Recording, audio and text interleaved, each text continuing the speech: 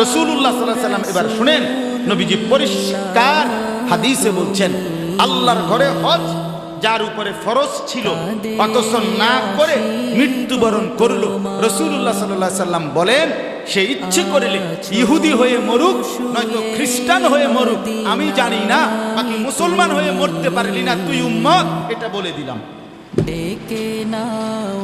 সরাসরি আমনে বাকি হুজুরের জিগাই আমি গেলে মাম্মালাকা জাদান ওয়া রাহিলাতান তুবাল্লিগুহু ইলা বাইতিল্লাহ ফামাতা ওয়া লাম ইয়াহুজ্জা ফালা আলাইহি আন ইয়ামুতা ইয়াহুদিয়ান আও নাসরানিয়া।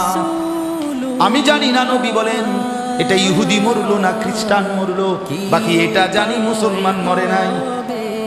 নবী তো এটা বলে নাই যে আমি জানি না কি মুসলমান মরলো না ইহুদি মরলো, এটা কি না, না এটা না, আমি জানি না এটা কি ইহুদি মরলো না খ্রিস্টান মরলো, বাকি মুসলমান মরে নাই, মুসলমানের মৃত্যু হয় নাই।